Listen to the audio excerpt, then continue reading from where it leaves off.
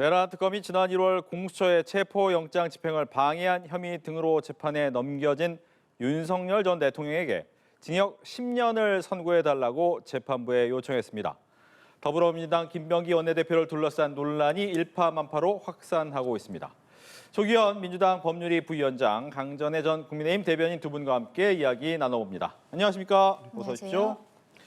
먼저 오늘 결심 공판에서 징역 10년을 구형을 했습니다. 체포방해 징역 5년, 계엄 심의권 침해 3년, 사후 계엄 선포문 2년 이 정도가 됐어요.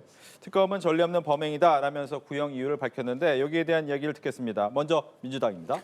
그 내란 관련 사건의 첫 구형이라는 의미가 있죠. 그래서 여러 가지 범죄 혐의 사실에 대해서 특검이 어느 정도의 구형을 하느냐가 이제 관심사였는데 지금 밝힌 바와 같이 매우 중대하게 혐의 사실을 본 것 같습니다. 그럴 수밖에 없죠. 우리 국민들도 올해 1월에 한남동 관저에 스스로를 유폐하고 경호처를 동원해서 공수처에 신청하고 법원이 적법하게 발부한 영장 집행을 막기 위해서 벌였던 이 며칠간의 행위를 똑똑히 봤습니다. 이거는 특검이 오늘 지적한 대로 전례 없는 범행이고 그 국민의 어떤 위임받은 권력을 대통령을 보호하는 경호처를 사병처럼 이용한 것이다. 매우 중대하게 본 거고 그 외에도 계엄 당일의 국무회의 심의권 침해라든가 증거인멸 또 허위공문서 작성 등 계엄과 관련해서 벌인 범죄의 하나하나의 혐의 사실이 매우 중대하기 때문에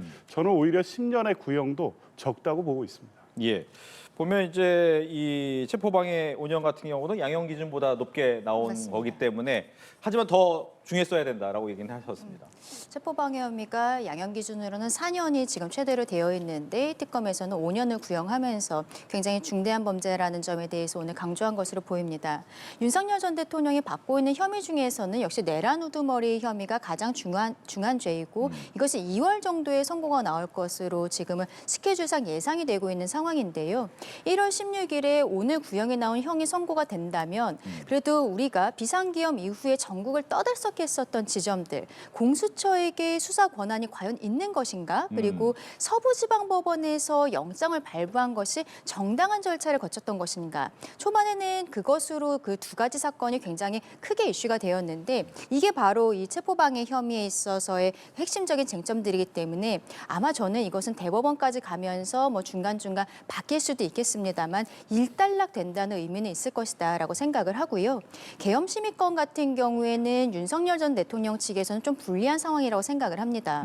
왜냐하면은 탄핵 심판 과정에 있어서도 이 부분이 이미 다루어졌었는데 그때는 탄핵을 인용하는 가운데 있어서 불리한 정황으로서 이미 명시적으로 짚은 부분들이 있거든요. 결과적으로 저는 개인적으로 윤석열 전 대통령이 모든 상황에 있어서 무죄라든지 이런 것들은 지금 생각하기가 조금 어려운 상황이기 때문에 오늘 마지막까지 무죄에 대해서 계속적으로 강하게 어필을 하면서 민주당에 있어서의 폭정이라든지 이것도 역시 헌법재판소에서 탄핵을 인용하면서 넣었었던 내용이긴 하거든요. 네. 이런 부분들을 적극적으로 어필한 것이 아닌가라고도 생각합니다. 네. 말씀하신 것처럼 뭐 이제 1월 16일에 선고하겠다라고 얘기를 했어요. 하지만 이 부분에 대해서 윤석열 전 대통령 측에서는 내란 우두머리 혐의에 대해서 일단 답이 나와야 되는 거 아니냐라는 얘기를 했지만 재판부는 받아들이지 않았죠. 그렇죠. 성립될 수 없는 주장입니다. 네. 내란과 관련 있는 범죄고 내란의 연속선상에서 있었던 범죄 행위인 것은 맞지만 내란의 인정 여부와는 관련 없는 별개의 범죄 사실을 구성하고 있습니다. 특수공무집행방해, 체포방해 사건이죠. 이게 뭐 그날 우리가 다 봐서 알듯이 경호처가 법원의 영장 집행을 막은 겁니다. 그리고 경호처가 조직적으로 동원이 된 거고요. 그래서 내란죄가 성립하느냐 여부와 관계없이 체포 방해한 특수공무집행 방해죄는 성립이 되는 거고요. 계엄 문건과 관련해서 허위공문서 작성 역시 계엄의 적법 여부에 대해서는 뭐 위헌위법이라는 헌법재판소의 판단이 있고 내란 사건에서도 다른 판단을 하지 않을 것으로 봅니다만 그 자체로서 이미 허위공문서 작성은 또 인정이 되는 거고요. 비화폰 기록 삭제 증거 인멸이라든가 또 사후 계엄 문건 작성에서의 허위공문서 작성죄 그리고 직권남용 이 개별 범죄 사실들은 내란죄의 성립 여부와 관계없이 인정되는 것이기 때문에 내란 재판의 결과를 보고 판단해달라는 윤석열 대통령의 주장을 재판부가 받아들일 아무런 이유가 없고요. 이미 여러 차례 재판부가 그 입장을 밝힌 바가 있어서 1월 16일 예정대로 선고를 진행할 것으로 봅니다. 네, 경호처가 체포방해에 이제 동원이 됐었던 의혹과 관련해서 다시 한 말씀을 드리면은 그 당시에 공수처가 원래는 체포영장을 스스로 집행을 했었어야 됩니다. 그런데 공수처 같은 경우에는 인력이 실질적으로 좀 부족한 부분들이 있었고 1차 체포영장 집행 과정에 있어서 굉장히 무능력한 부분들을 드러냈던 것이죠. 그래서 그 이후에는 결국에는 경찰 기동대와 함께 들어갔었는데 이게 현행법상으로 기동대 같은 경우에는 어떠한 질서 유지라든지 이런 것들만 할 수 있는 것이지 체포영장을 하는 데 있어서 같이 들어간다거나 이런 것들도 문제가 됐었거든요.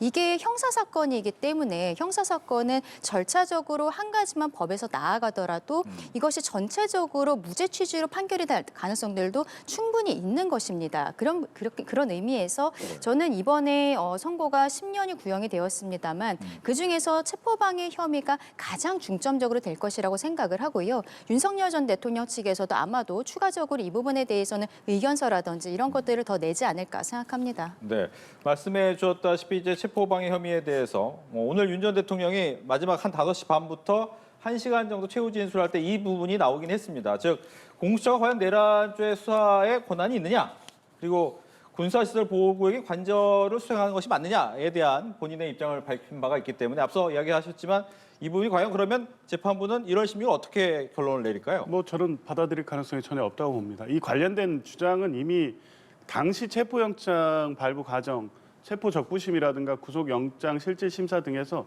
동일한 주장을 계속했지만 우리 법원에서 단 한 번도 받아들인 바가 없습니다. 이 재판 역시 다를 리 없고요. 그 주장은 윤석열 전 대통령 측의 일방적인 주장일 뿐이고 법리 해석상 공수처의 수사권은 이미 이견 없이 확정됐다고 볼 수 있습니다. 그 주장이 이 재판부에서 역시 받아들일 가능성이 없기 때문에 그것을 이유로 해서 특수공무집행 방해가 무죄라는 주장 내지 공소기각 주장은 성립될 수 없고 이 재판부는 범죄 혐의 사실 여부에 대한 판단만을 할 것으로 보여져서 당연히 유죄 판결이 나올 거로 봅니다. 네, 어떻습니까? 그렇죠. 제가 앞서 그 계엄 심의권 침해 부분도 이미 헌법재판소에서의 선행 판단이 있기 때문에 윤석열 전 대통령에게는 좀 불리해 보인다라고 말씀을 드렸는데 체포방해 혐의도 마찬가지입니다. 조금 아까 조 변호사님 말씀해 주신 것처럼 영장실질심사라든지 그 과정에 있어서 윤석열 전 대통령 측에서는 계속적으로 이 부분을 어필을 했었고 다만 이게 구속 취소 이후에 단 한 번도 윤석열 전 대통령 측의 어떠한 취지가 인용이 된 적이 없었거든요. 네. 불리한 정황이라고 볼 수 있는 것은 사실입니다. 다만 영장실질심사라든지 이런 단계는 소명의 수준으로 가는 것이고 그리고 이번에는 처음으로 확정적으로 유죄의 심증이 나와야만 유죄 판단이 나오는 것이기 때문에 그 과정에 있어서 윤석열 전 대통령 측에서는 계속적으로 여기에 대해서 무죄 취지다라고 주장을 하고 있는 것으로 보입니다. 네. 그렇다면 이제 최후 진술을 저희가 잠깐 얘기를 했지만 계속해서 얘기했던 것이 비상계엄의 원인은 국회다라는 부분에 대해서 이번에 한 번 더 이야기를 했고요. 공소장 범죄 사실 자체가 코미디다. 즉 긴급건에 대한 이야기를 계속 이야기를 했고 이번에도 주장을 했습니다. 여기에 대한 얘기까지도 듣겠습니다. 오늘 최후 진술 저도 일단 봤는데요. 네. 저는 이 법원의 양형 판단에 있어서 매우 불리한 최후 진술이었다고 봅니다. 물론 그 주장 자체가 윤석열 전 대통령의 일관된 주장이죠. 그런데 특검에서 양형 구형 이유에서 밝힌 것과 같이 이 윤석열 전 대통령은 지금까지 이 사건에 대한 공판 과정, 수사 과정에서 불법성 감추기에 급급했습니다. 그리고 특검에 표현한 것처럼 이 과정에서도 정당하게 어떤 법적인 그 해석에 따라서는 이 무죄 취지가 있을 수 있다 이런 주장이 아니라 법 기술을 부리고 있다 이런 표현을 썼어요. 그러니까 윤석열 전 대통령이 정당한 어떤 법적 권리 주장을 넘어서서 이런 법 기술을 통해서 이 불법을 감추기에 급급하고 있다고 봤고 아마 재판부도 다른 판단을 하지 않을 것으로 봅니다. 특히 오늘 또 국민을 깨우려고 한 계엄이다. 계몽령의 주장을 그대로 이어가고 있고요. 사태의 원인이 국회에 의한 그러니까 민주당의 폭거 때문이라는 주장 역시 계속 반복하고 있습니다. 이 부분은 위헌 위법이라는 계엄이 위헌 위법성에 대한 판단이 있었던 헌법재판소의 결정을 이 재판부가 그대로 받아들일 의무는 없습니다만 누가 보더라도 법적 요건상 윤석열 전 대통령이 오늘 최후 진술에서 한 주장은 법리적으로 성립될 수 없는 주장이기 때문에 오히려 이번 진술은 법원이 최종적으로 검찰의 10년 구형에 대해서 양형 판단을 할 때 전혀 뉘우치지 않고 있고 국민의 신임을 배반한 이 위법 행위에 대해서 아무런 책임감을 느끼지 못하고 있다. 이렇게 판단될 가능성이 있어서 실제 법원의 최종 이 선고도 구형량에 준하는 정도의 중형을 선고하지 않을까 싶습니다. 예. 다만 민주당의 폭주에 대해서 짚은 것은 헌법재판소에서도 분명히 탄핵을 인용하는 결정문에 있어서 민주당이 줄탄핵을 하고 예산안 정국 같은 거 여야가 대치하는 상황에 대해서 대통령으로서 굉장한 압박감을 느꼈을 것으로 보인다라고 분명히 적시한 부분들이 있거든요. 그런데 그 이후에 한 1년여 사이에 민주당에서 정권을 가져갔지만 여야 간의 대립과 그 구도는 전혀 해결이 되지 않고 있습니다.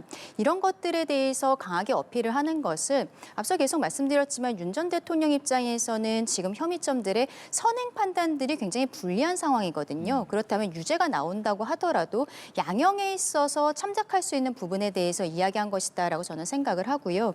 다만 오늘 최후 진술 과정에 있어서 부정선거에 대한 이야기들을 한 부분들이 있습니다. 이러한 것들은 어떻게 보면은 강성 지지층들을 결집하는 효과는 있을지 모르겠습니다만 법적으로 양형이라든지 이런 데 있어서는 크게 유리한 부분은 아닐 것 같다라고도 생각합니다. 네. 김건희 특검 이야기도 해보겠습니다. 오늘 김건희 씨의 매관 매직 의혹 사건과 관련해 이제 기소를 했는데 대부분의 사람들에 대해서 뇌물죄 얘기가 나왔는데 실질적으로는 알선수재로 이야기가 됐어요. 이유가 있을게요. 왜냐하면 뇌물죄가 더 형량이 높기 때문에 아마 뇌물죄가 되지 않겠느냐라고 얘기를 했거든요. 그렇죠. 근데 뇌물죄가 성립하기 위해서는 윤석열 전 대통령과 공모 관계에 대한 입증이 됐었어야 됩니다. 왜냐하면 뇌물죄는 공무원 범죄이기 때문에 공무원이 아닌 그 김건희 씨가 받았다는 이유만으로 뇌물죄 적용은 어렵죠. 근데 누가 보더라도 이 윤석열 전 대통령의 묵인, 승인, 인지 없이는 이루어질 수 없는 사건인 건 분명해 보입니다. 왜냐하면 뇌물을 받고 아니 뇌물이 아니라 이 금품을 수수하고 그게 인사권의 행사로 이어졌기 때문에 네. 윤석열 전 대통령이 몰랐다고 보기 어렵지만 적어도 특검은 수사 과정에서 진술이라든가 직접적 물증을 통해서 공모나 이 관계에 대한 소명 입증이 좀 부족했던 것 같습니다. 그래서 일단은 비공무원 범죄인 알선수재로 기소를 하고 국가수사본부에 추가적인 어떤 수사의 필요성을 기재해서 사건을 이첩한 것으로 보이고요. 이 사건을 받은 아마 국수본이 추가 수사를 하거나 만약에 민주당이 오늘 발의한 2차 특검이 수사를 할 경우에 윤석열 전 대통령과의 공모 관계에 대해서 확인하고 추가 입증이 된다면 이후에 뇌물죄로 공소장을 변경하거나 하는 이 과정이 있을 수 있을 것 같습니다. 나중에 공소장이 변경된다거나 그러면은 특검 입장에서는 오히려 자존심이 상하는 일이 될 수도 있겠다 생각합니다. 처음부터 특검의 수사 능력에 대해서 국민들께서 의구심을 가지실 수 있는 지점이 아닌가라는 생각이 들고요. 오늘 같은 경우에는 김호수 전 차관도 관저 공사의 특혜 의혹과 관련해서 결국에는 기소가 되었는데 이미 구속이 되어 있는 상태입니다. 근데 이 사건도 특검에서 수사를 하는 과정에 있어서 김호수 전 차관의 윗선의 개입이 있었다라고 나중에 진술을 했음에도 불구하고 결국 김건희 여사나 윤석열 전 대통령과의 관계성에 대해서는 찾아내지 못했다라는 것이죠. 김건희 특검에서 많은 사람들을 기소를 했는데 지금까지 10명이 넘는 사람들이 일단 기소했습니다만 김건희 여사의 관련성이 전혀 확인이 되지 않았습니다. 특검이 마무리가 되고 이게 경찰 쪽으로 넘어간다고 해서 추가적인 자료들이 나오기는 쉽지 않을 것으로 보이는 점들을 보면은 처음부터 특검이라는 것이 무리한 것에 대해서 수사 대상으로 했다라든지 혹은 특검 자체의 수사 능력이 굉장히 떨어졌던 것이 아닌가. 여러모로 특검이 마무리가 되었을 때 이 특검을 추진했었던 민주당 측에서 책임감을 느껴야 될 지점들이 많이 나오는 것 같다라고 생각합니다. 네. 정치권 소식으로 넘어가겠습니다. 김병기 민주당 원내대표 둘러싼 특혜 의혹이 있는데 전직 보좌관의 폭로전이다라는 식으로 이제 번지고 있어요. 당내에서 어떻습니까, 이 분위기가? 걱정이 많습니다. 그러니까 며칠 전까지만 해도 예를 들면 이 호텔 투숙권이라든가 이런 문제는 적절하지 않고 사안에 따라서는 위법의 경계선에 있는 문제이지만 사안 자체가 그렇게 중하지는 않다고 봤고 뭐 김병기 원내대표가 충분히 소명할 수 있을 거라고 봤습니다. 그리고 보좌관들의 공방도 사실 이례적이죠.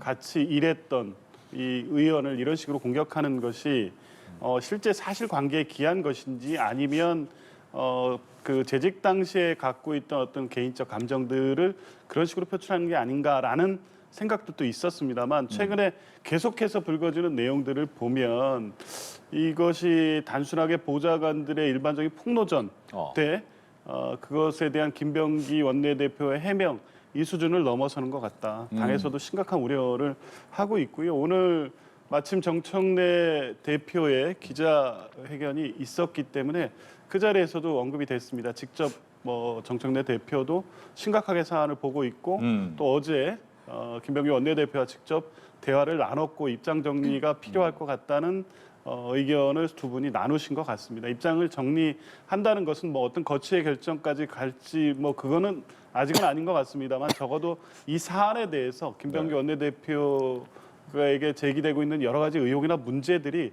그렇게 간단하고 사안이 무겁지 않다 정도로 넘어가기에 심각한 상황으로 번져가고 있다는 것이고요. 두 번째는 이 사안을 대응하는 과정에서 김병기 원내대표의 대응 태도나 기자들을 언론에 대한 태도가 적절했느냐의 문제까지 국민 여론의 부정적인 영향을 매우 심각하게 끼치고 있다고 보고 있습니다. 아마 그런 종합적인 상황에 대해서 김병기 원내대표가 분명히 좀 심각성을 인지하고 있다면 그에 상응하는 국민이 좀 납득할 만한 입장, 뭐 저는 뭐 명백한 사과 입장 그리고 그 이후에 어떻게 이 사안을 할지에 대해서 납득할 만한 설명을 내놓지 않을까 저는 그렇게 보고 있습니다. 근데 이제 김병기 원내대표의 사건이 있기 전에 장경태 의원에 대한 사건이 있지 않았습니까? 그때도 피해자의 직업이라든지 이런 것들이 드러나면서 2차 가해 논란이 있었죠. 지금 김병기 원내대표도 본인의 전직 보좌진들에 대해서 2차 가해를 하는 것이 아니냐 이런 이야기들이 나오고 있습니다. 오늘 정청래 대표가 기자회견을 하는 과정에 있어서 장경태 의원에 대한 질문에 대해서는 답변을 하지 않았어요. 뭐 특정 언론사이기 때문에 답변하지 않겠다라고 이야기를 했습니다만 그런데 김병기 원내대표에 대해서는 유난하게도 사과 메시지를 굉장히 강하게 냈습니다. 근데 정청래 대표가 과거에도 강선우 장관 후보자 낙마 사태라든지 이럴 때 어떻게 보면은 국민의 눈높이와는 맞지 않지만 본인과 가까운 사람들을 챙기는 듯한 모습들을 계속 보였거든요. 그때 강선우 후보자도 결국 당에서 국제위원장 자리는 계속 지키게 되었었습니다.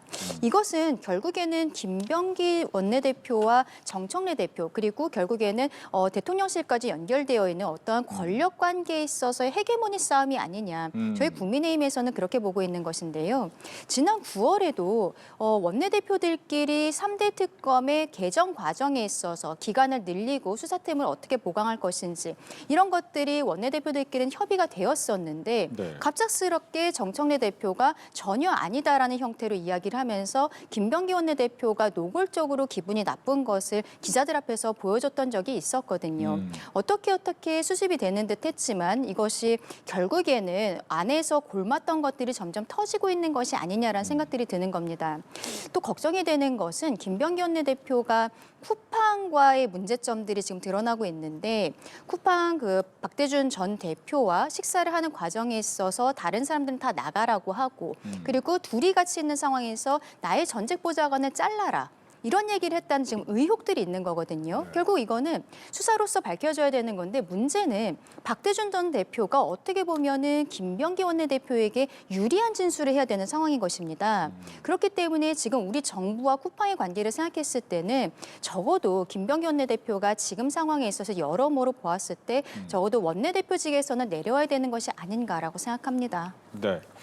여기 이제 장동혁 대표 얘기까지 할게요. 장동혁 국민의힘 대표 필리버스터 이후에 뭐 분위기 좀 좋아지는 것 같았지만 오늘 한동훈 전 대표나 이준석 개혁신당 대표의 연대는 없다라고 얘기를 했습니다.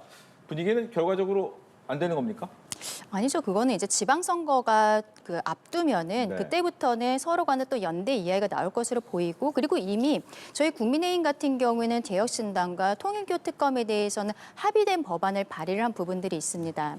그렇기 때문에 앞으로 이번 법안을 넘어서서 통일교 특검이 이루어지는 과정에도 함께 스피커로서 활약을 할 것이라고 생각을 하는데, 문제는 한동훈 전 대표와의 관계성에 대한 것이죠. 한 전 대표는 최근에도 주말에 본인의 북콘서트에 있어서 어떻게 보면 장동혁 대표에 대해서 저격하는 듯한 이야기를 하고 있었는데, 필리버스터 이후로 뭐 노고가 많았다라고 SNS에 올리면서 화해 제스처를 하는 듯한 모습이 있습니다. 근데 정치는 결국 명분이 있어야 되는 것이고, 장동혁 대표가 한동훈 대표와 다시 함께하는 모습을 보이려면 한 전 대표 측에서 이런 형태로 노고가 많았다라고 이야기할 것이 아니라 본인과 관련되어 있는 어떠한 뭐 단계 사건이라든지 이런 부분은 정확하게 마무리가 지은 다음에 그 다음에 입장 정리가 되어야 되는 것이 아닌가, 그런 의미에서 시기상조라고 생각을 합니다. 예, 장동혁 대표와 한동훈 전 대표, 이준석 개혁신당 대표와의 연대 가능성.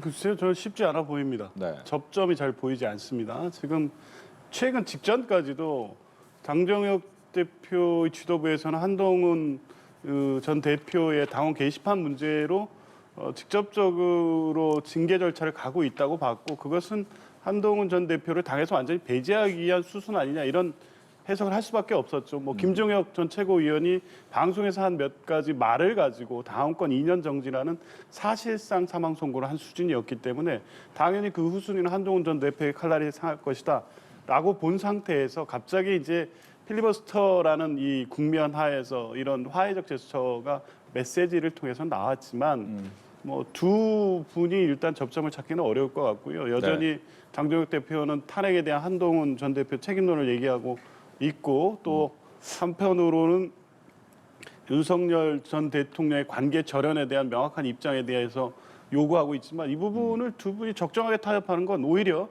지금 그런 방식을 통해서 중도층 확장 전략이라는 어떤 정치적 목표가 있을 텐데, 네. 그런 국민들이 보기에는 두 분이 그 어설프게 봉합하는 모양새가 그렇게 좋아 보이지 않을 겁니다. 아마 그래서 뭐 거기에 이준석 대표까지 나가는 3자 간 연대는 더 쉽지 않아 보이고요. 물론 1월 달, 그러니까 윤석열 전 대통령에 대한 여러 선고가 이루어진 이후에 형성되는 어떤 전국 상황에서는 정책 필요에 의해서 다른 어떤 전략적 연대가 고민이 될 수 있을지 모르겠습니다만, 지금 연말 상황만 보면 세 분이 같이 가기에는 지금 너무 서로 멀리 나가 있다, 이렇게 보입니다. 알겠습니다.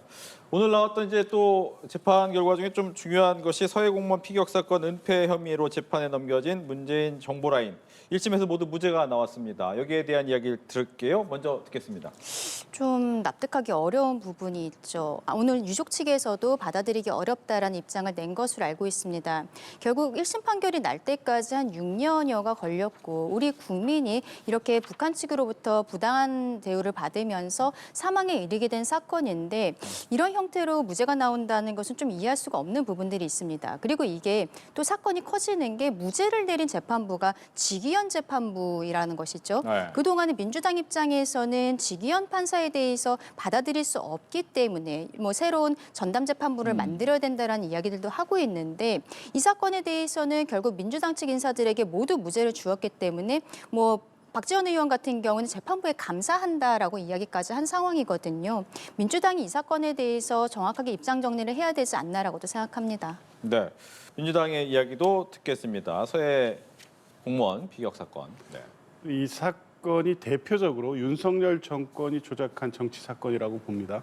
문재인 정부 때 있었던 사건이고요. 당시 관련돼서 여러 조사가 있었지만 특별한 문제가 없다고 사실 결론이 난 사건인데, 정권이 윤석열 정권으로 바뀌자마자 다시 수사가 이루어지고 대대적인 기소를 했습니다. 관련된 주장들은 뭐 박지원 당시 국정원장이라든가 이 그 관련자들이 사실을 은폐하고 사건을 조작했다는 것이었는데, 이미 확인된 문서라든가 남아있는 증거를 통해서 그 사실이 아닌 것이 어느 정도 확인이 되고 있고, 그런 부분에 대해서 박지원 전 당시 국정원장 등이 충분한 소명을 하고 있었음에도 불구하고 무리하게 수사를 이어갔고, 그 검찰에 의한 무리한 기소였습니다. 저는 무죄가 예정돼 있었던 사건이고, 그러한 부분을 법원이 당연히 증거에 의해서 판단한 것이고요. 거기에 재판부가 지기현 판사다. 이거는 아무런 관계는 없다고 봅니다. 근데 알겠습니다. 오늘 판결에 대해서 잠깐 말씀을 드리면은 결국에는 재판부에서는